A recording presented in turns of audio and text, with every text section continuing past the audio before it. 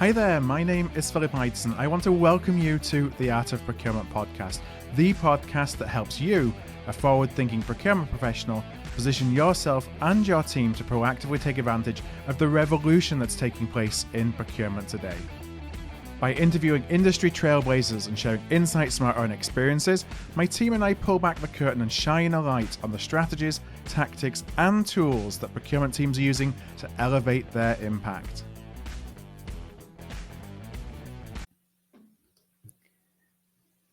And today in the show, I'm joined by my partner here at Art of Procurement, Kelly Barner, for what is somewhat of a different type of episode. We'll get into the details of that in a minute. But Kelly, how are you doing? I'm doing good, Phil. Glad to be here. Yeah, we thought that, often on the Art of Procurement, we cover broader procurement trends. We talk a lot about kind of how the world of procurement is changing. And there's a trend kind of external to procurement that's really impacting procurement at the moment that we thought we would at least try and cover and have a chat about on the podcast. And that is a topic that we've covered a lot on the podcast and in webinars and events and things like that over the years. And that's the topic of supplier diversity. And really what is happening to supplier diversity here at the beginning. We're just recording this in March of 2025 with a lot of different kind of changes that are going on in the macro environment related to supplier diversity and DEI initiatives. It's a tricky one to take on, but I think it's one that we feel that, we'd be remiss in not chatting about and kind of exploring for our audience. Yeah, no, I agree with you that not only is this an important topic, but it's an important time. It's one of those things that we've certainly been watching and talking about internally. Yeah. And, anybody that also listens to Art of Supply will know that over there's definitely sensitive issues that we're regularly taking on and trying to be constructive. And so this is an opportunity to take that same kind of thoughtful approach that will hopefully let us take on what is a tough but important topic in a way that hopefully ends up helping everybody. Yeah. So what are we aiming to get out of the podcast by the end of the conversation? So I know you and I had discussed this quickly before we started. Yeah. I will share what my objectives would be, and then certainly you can add to them or comment on them. The first one, just by the fact that this is happening, hopefully means we've achieved one right out of the gate, but to acknowledge that there is something going on with the general conversation about supplier diversity right now. And it's risen to the level that it has now entered the general conversation well beyond procurement. And so we want to make sure that the whole Art of Procurement community is aware of what's going on, what's being said, and maybe how it will start to affect some of their work, which brings us to it's going to affect your work potentially. And so whether it's being ready for internal conversations or whether it's being ready for external coverage, trying to lay some of the groundwork so that even if one less person is caught off guard by something, I would view that as a huge success. And then to the extent that we're able at this point, leaving people with something to think about and some advice. Like, okay, given everything we've talked about, what on earth do we do now? I'd be interested to hear if those align with what you're hoping we're going to manage to achieve in the next half an hour. Yeah, absolutely. We always like to try and leave with, okay, what can we do about this? Or some thoughts about what we can do about this. So I think that's important as we get towards the end of the conversation to think, what that means to make it as action-oriented as possible. Before we get there, let's just talk a little bit about some of the context and even kind of backing up a little bit from that, our own personal experience in supply diversity programs. Kelly, you have some experience. In fact, I think we've both got experiences, but from different perspectives. So do you want to share, your kind of couple of experiences of supply diversity programs, and I'll talk about mine. Sure. And this is unusual because for the most part, you and I have sort of the exact same experience. So it's nice that we bring different backgrounds to this. So I would say I've encountered supplier diversity in like three key ways. The very first one would be when I was heading up services spend management at a major US-based grocery retailer. I was working with all of the location-based services. And there was a program in place where anytime we were doing business with a woman-owned business who wasn't certified, it was part of my job to have the conversation, to make sure they knew that was an option, certainly to capture it if they were certified, to make sure it was reflected in our spend.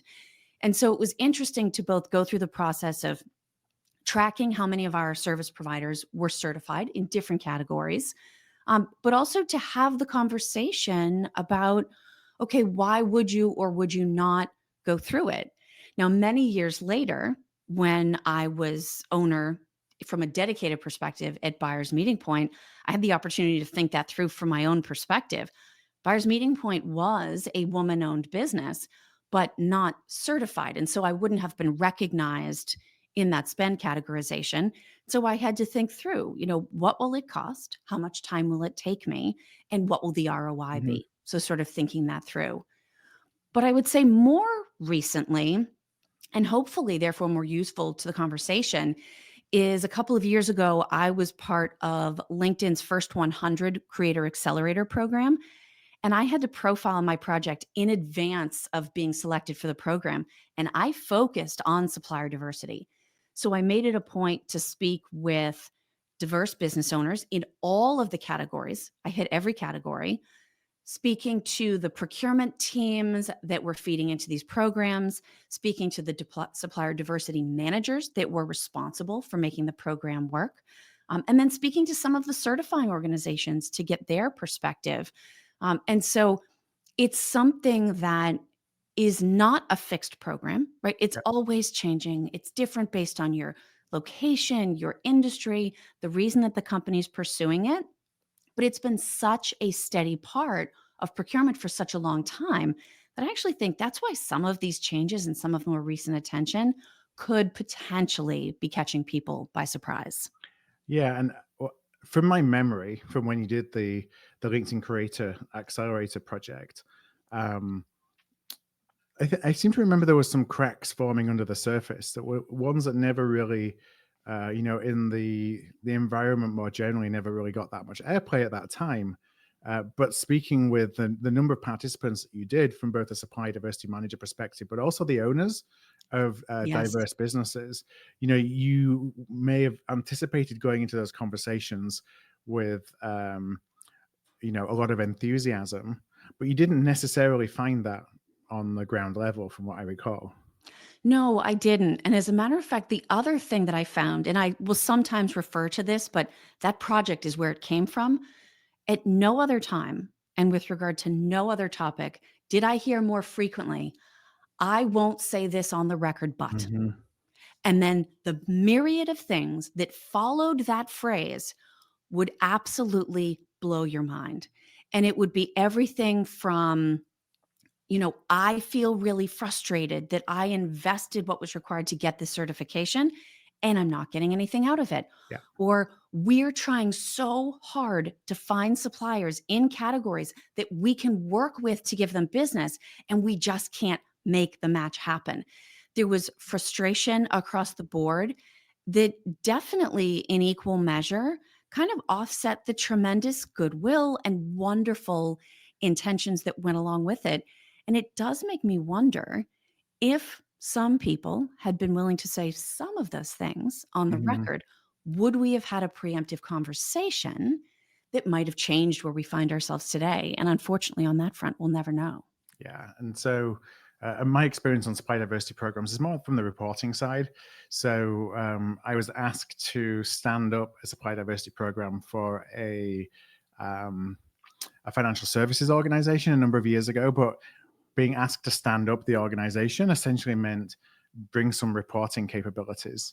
And in that environment, that's all it was. Yeah. It was, we have some government obligations to report on our spend with diverse suppliers. And building up of a program was essentially just to enable some educated guesswork to do some of that reporting. A long time ago, and things moved on a lot and matured a lot from there. But that was really the involvement that I had. But I don't think that was uncommon, and I'm sure it went far beyond financial services, right? That, as much as what you measure gets managed, Hmm. measurement can only go so far. And so coming to any initiative just around reporting and data and measurement is not always going to affect the level of change that is required when you think about the mission or vision or outcomes associated with an initiative when it starts. Yeah, and so today we're seeing, because of the environment that we're in, a number of companies kind of stepping back from commitments that were made. There's a lot of prevalent commitments around Yeah. um, diverting spend to diverse suppliers. And I remember conversations with folks at events talking about huge, big goals and initiatives around reaching and attaining those goals. Publicly, companies like Harley Davidson, Tractor Supply Company, Target, Disney, McDonald's, Walmart, Google, Kohl's, many others, some of the largest organizations, not just in the country, but in the world, have really taken a step back in terms of how they talk, at least externally, about supply diversity. And interestingly, we have experience in working with organizations' comms departments when we're working with practitioners on Yeah. content. We've definitely seen a hypersensitivity from organizations' communications departments about what is said and what is not said about supply diversity right now. And it's interesting because a lot of times, especially let's say I'm pre-interviewing, part of that conversation is always talking through, help me understand your comms and PR process. How does that typically work? How sensitive are they? Usually I'm leading that discussion by saying, listen, we were procurement professionals. We know what shouldn't be talked about on the record, not because we aren't trying to be helpful, but because some things do need to remain internal. And that's things that are, the equivalent of how old are you? How much do you make? What do you weigh? Yeah. Right? We'd never ask supplier names, amounts of spend, percentages of savings if that hasn't been offered up, is something that it's okay to talk about externally. And so part of how we've learned to work with comms departments is capturing the story without getting into details that end up running afoul of what the company feels comfortable sharing.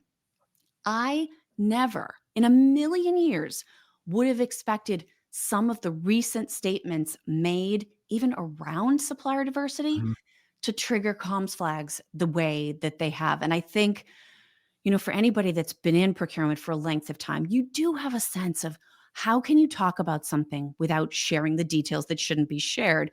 And so the idea that even acknowledging having a supplier diversity program rises to the level of how much do you spend with what supplier is really an indication that this is a hot button issue right now. Yeah, you see some of the trends. When it comes to the reporting of DEI and ESG programs, for example, in earnings calls. Now, from a terminology perspective, ESG, DEI, they're all kind of supply diversity related, but they're not exactly the same, are they?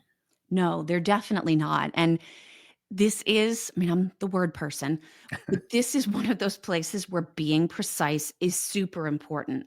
So, ESG, environmental, social, and governance related programs, that all initially came out of the world of investing.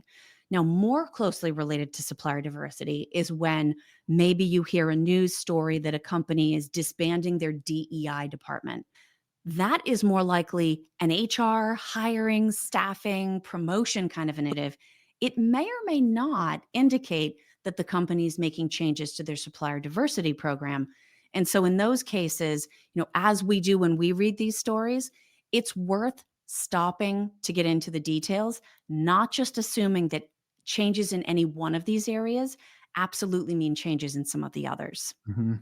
And so when we looked at those numbers, from an earnings call, just to show the prevalence or lack of right now of organizations talking about these programs, first quarter of, let's see, 2022, there were 3,670 mentions of DEI and ESG programs in the first quarter of that year in earnings calls. First quarter so far, 2025, has been 200. When you measure quarter over quarter, the full quarter, Full fourth quarter of 2024 was 712. So there's certainly a big decline in the in Yeah. organizations talking about these programs. And so, I think the time when Facebook parent Meta announced the end of one of their programs, you actually posed a question on LinkedIn to our community around if it's going to impact, how would a change in corporate DEI policies impact procurement supply diversity efforts, to get some perspective from a procurement audience. I did, and I love LinkedIn polls. They're so fast to put out, and it's amazing what you learn. So that was the question we asked. How Mhm. would a change in corporate DEI policy impact your supplier diversity efforts? So the options we gave, and I'll go through these from most popular to least, 45%, it wouldn't change anything, we'd keep going. Next step down, 29%, we would keep tracking but stop advocating. Mhm. Third, 21% ask the C-level for direction. And the fourth option we were able to give, just 5% said they would pause their efforts. Yeah. I found those results absolutely fascinating. And then I'm glad we pulled it at the time because it ends up being material based on what we're seeing now. It would be very interesting to ask that very same question a month or two later Absolutely, and it see would how be. popular opinion is changing, or if it's not changing at all over time. Because this is definitely a story that is going to continue to run and run and run, I think, over the course of 2025. I think it is too. And I think, as we have this conversation, I'm sure there are conversations somewhat like it happening in procurement teams across the US, certainly, but with global companies across the world as well. Going back to the sort of mission oriented language associated with supplier diversity programs and talking about why did they start in the first place? Why was this work undertaken? Why were commitments made? Why was it important? I think keeping all of that in mind as everybody figures out what to do is going to be an important step in this journey. Were you surprised that 45% said that they just keep going? Was I surprised? Okay, if I'm honest, no, Hmm. I'm not surprised. I think if I had had to pick what I thought the first place would be, it would have been that second place, keep tracking but stop advocating. Yeah. We know, and this has nothing to do with supplier diversity, but I know procurement's with me on this. We know the whims of corporate priorities come and they go. And the minute you stop tracking something is the second it's coming back. And so, why not just keep tracking it, right? But maybe stop bringing it up in kickoff calls or stop bringing it up in supplier evaluation meetings. So, I'm not shocked that, at least in terms of belief and alignment, procurement would want to continue the effort. But I am surprised that, it beat out, sort of go into passive mode, Yeah. that procurement, at least at that time, and it's been a little while now, intend to keep moving as though nothing had changed. I really think it's how companies are responding is really dependent upon what the why was for them in the first place Yep. to invest in supply diversity programs, and that's where some of the difference may come. Where is not talking about it actually changing the way that you operationalize supply discovery? And so you look at the companies where diversity is truly a part of their company and their corporate culture. They're going to do one of two things. Either they're going to keep on talking about it because Yep. this is just core to who they are, or they may not talk about it quite so much, but really maybe there's a few word tweaks in public statements, but operationally it's full steam ahead. So you'll have that cohort. You'll have a cohort that really embrace supply diversity because perhaps they had to. It was in some kind of Yep. contractual requirement that they had, whether it was a government contract or it might have been non-government contract, but there was a requirement to because they had to report on it. And that reporting, I would anticipate, unless anything ever changes with those contractual commitments, that will continue as well. And then there were those that most likely jumped in as a PR exercise, and those are probably the ones where not only will their how they talk about supply diversity change, but the way that they act about supply diversity may change as well. Or perhaps even those, they only talked about it, they never did anyway. So it's just they stopped talking about it. True. And I do think that based on how things work right now and how the world is completely media obsessed, whether it's social media or traditional media, that memory is going to be perfect and long lasting. Yeah. And so, whether you were a leader and really blazed a trail in this area and stayed committed, whether a company jumped on it and kind of did their best, but there's questions about why, or whether somebody came out and in the sustainability space, it's referred to as greenwashing, where you claim something is more environmentally sound or friendly than it actually is. It was going back to my LinkedIn project. One of the questions I would regularly ask people: have you heard a supplier diversity terminology equivalent to greenwashing? And I never Mhm. did actually get one, but it goes on. Anytime there's an incentive, you're going to get certain behaviors. But all of these records are available, especially for publicly traded companies. The fact that we were able to go back and you shared sort of the fall off in earnings calls of things being discussed or of certain terms and phrases being included in annual reports, that's all public for a reason. We can go back through all of these documents and see how and when things changed. Yeah. And I think about what's, why do we do supply diversity, or why was supply diversity an area of focus? Taking out all of the kind of politics side of it and Yep. the brand and the PR, there are good reasons why we want to encourage and develop underrepresented suppliers or owners from underrepresented communities or small businesses. And I know that was a big part of your work as well on the accelerator program, with some of the benefits that those who embrace supply diversity programs felt that they experienced as a result of doing that. Absolutely. And it's interesting too, because when we go back to the why, my guess would be, and I think I said this even then, anybody that did supplier diversity because, air quotes, it was the right thing to do, and air quotes, those are the programs that were probably in trouble from a long term and a true outcome Mhm. standpoint.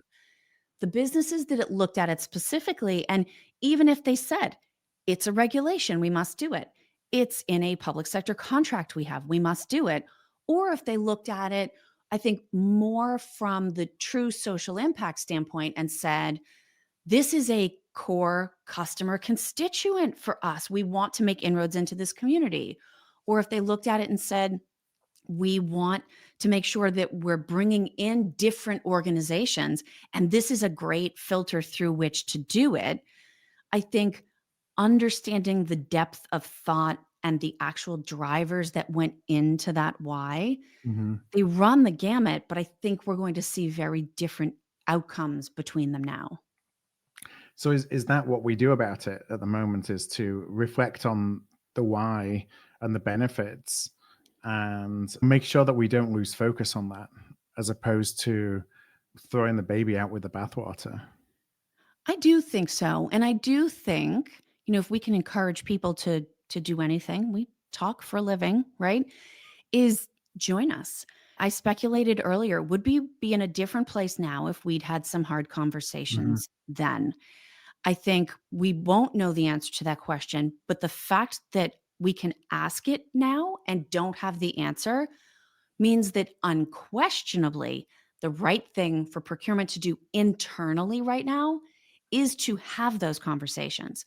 And whether that means talking to legal, talking to Yeah. HR, talking to someone in the C suite to say, not here's what I think we should be doing, but hey, look what's going on in the bigger picture.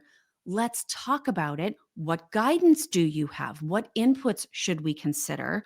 What have we been on the record as saying? I think this is a real leadership opportunity for procurement to step up and say, this is an important conversation for us to have internally before something happens and we get forced to have it as a company externally. Yeah, I think that it's likely that there will be suppliers as well who are very interested in reaching out to procurement teams to understand what Agreed. procurement stance is right now. And so that's both, that can put procurement in a really difficult position, because it only takes one misspoken word to become a PR. problem. And Completely. so I'm sure that many organizations, from a communications perspective, are encouraging everybody across their organization not to engage in any communication. But on the other hand, we have a responsibility to suppliers and suppliers we've attempted to develop. So it's a really kind of tough place for procurement. I think, just keeping a focus on, again, the why. Are you looking to develop, or for those suppliers that you're looking to bring into the business, because, there is something unique about that organization from a creativity perspective or an innovation perspective, or all the kind of benefits that are proven when you're working with small businesses, for example, those still remain the same. And that should really be the area of focus versus probably tying it to some of these broader issues that we've been talking about. And I do think, just like you and I set out to do today, and hopefully people feel like we achieved it, is there is a way to talk about these things without getting political. Hmm. Nobody wants to end up in HR for uncomfortable reasons because they started some sort of brawl in a meeting. But there are hard things and there are appropriate words and tone to bring to it that need to have the conversation, even if it's related to things that maybe people aren't comfortable talking about that go into the larger news cycle. But for anybody in procurement that's ever uttered the phrase seat at the table, it's not always a comfy seat. Right. Sometimes you're sitting on nails and the bottom of the chair is loose and you can't lean too far back. And I think this is one of those moments where if we want to be a part of the leadership discussion, of the directional momentum of the company, we have to find the way, find the person, find the time to have this conversation. Even if people listening to this share it with somebody else internally and say, hey, is this something we should put a working group together to start Mhm. thinking about? Even that is a move in the right direction. Yeah, I'd also be thinking about, because this can be a pivotal moment in terms of the ROI on programs like this. Yes. Either there was no ROI or there was significant ROI.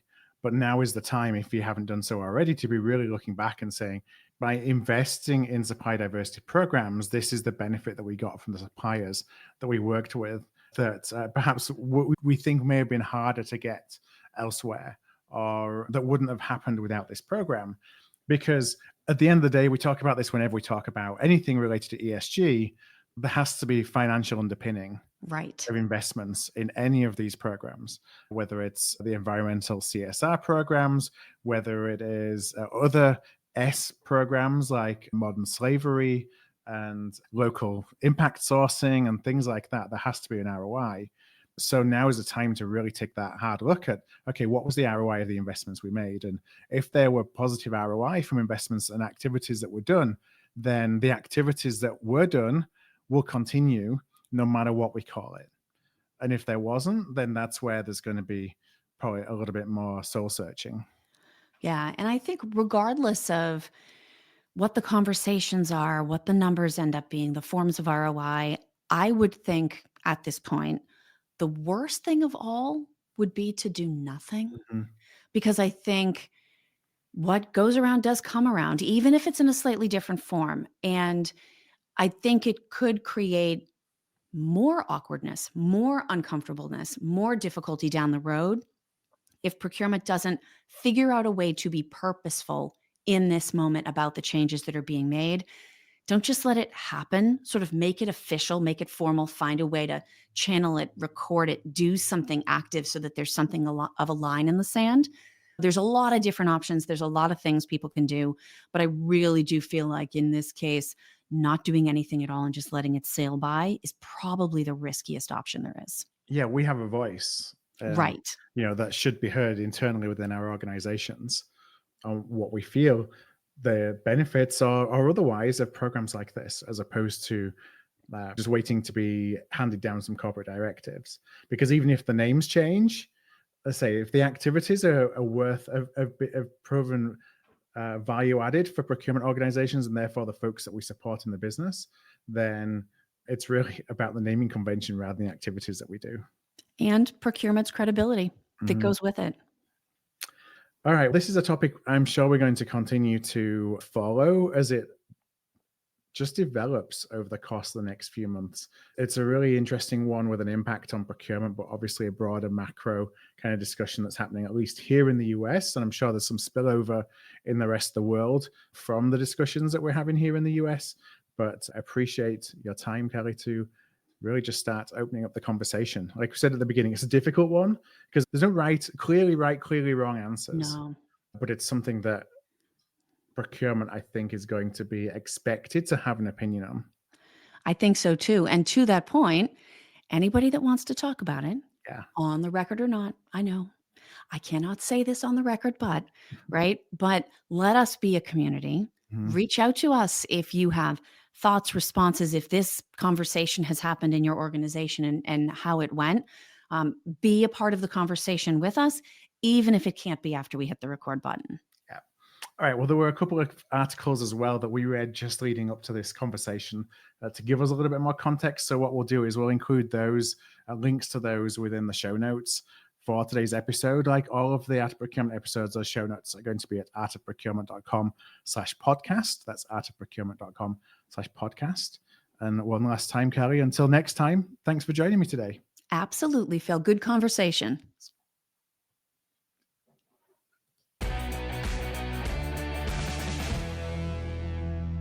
If this episode struck a chord with you, please do send it to somebody. We grow here at Art of Procurement through word of mouth, and that would be really appreciated. You can also support us by giving us a thumbs up, a star rating, or a review wherever you listen to your podcasts. Since 2015, we've built the world's largest free resource for procurement professionals looking to elevate their impact. Our resources span podcasts like this, videos, blog posts, papers, and events. To join us on the inside and to ensure you never miss an episode, a webinar, an event, or a post, please do subscribe to our weekly newsletter, This Week in Procurement. You can do that at artofprocurement.com/subscribe. That's artofprocurement.com/subscribe. Thank you for joining us today, and I look forward to seeing you again soon. If this episode struck a chord with you, please do send it to somebody. We grow here at Art of Procurement through word of mouth, and that would be really appreciated. You can also support us by giving us a thumbs up, a star rating, or a review wherever you listen to your podcasts. Since 2015, we've built the world's largest free resource for procurement professionals looking to elevate their impact. Our resources span podcasts like this, videos, blog posts, papers, and events. To join us on the inside and to ensure you never miss an episode, a webinar, an event, or a post, please do subscribe to our weekly newsletter, This Week in Procurement. You can do that at artofprocurement.com/subscribe. That's artofprocurement.com/subscribe. Thank you for joining us today, and I look forward to seeing you again soon.